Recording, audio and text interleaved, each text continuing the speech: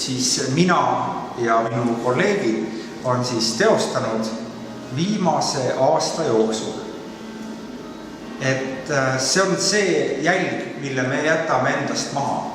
Sellepärast, et olles juba üle 40 aastane mees, ma tajun ka oma eksistentsi sellist hetke.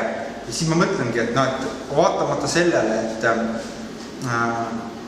raskustele ja rõõmudele, et on ka minu küsimus, et mida me endast maha jätame, siis ma ei pea midagi häbenema. Koostöös Eesti tippkunstnikega me jätame vist ikkagi endast maha päris hea jälje ja need jäljed on võetud kividelt. Kivitrükk on siis ikkagi jätkuvalt meie selline missioon, jätkuv missioon, et hoida kivitrükki tehnoloogiat elus ja anda sellele veel uut hoogu juurde. Nii et kunstnikud, kes siin näitusel esinevad, päris paljud teevad esimest korda alles esimesi litosid. Näiteks Hardi Volmer.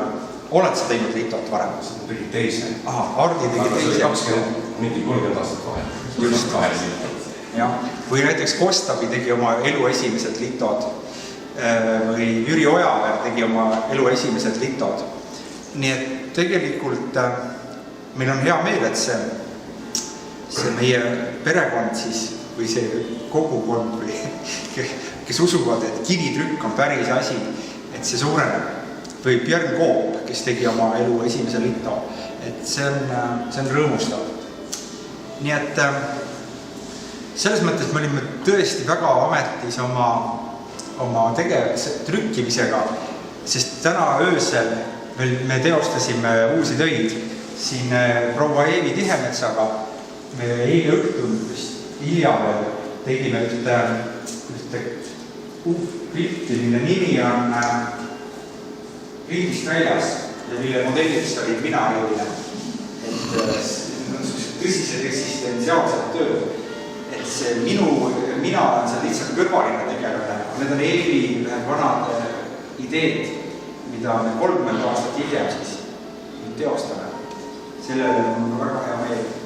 Ja Kadri üks töö, mille nimi on X, jänes, autopeeli, seda me teostasime veel täna hommikul.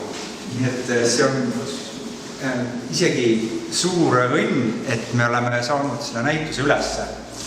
Ja meie tiimis on jätkuvalt toredad inimesed ja ma loodan, et ka aastakümned veel Kadri, Alesmaa Visna ja Heiki Mihkel.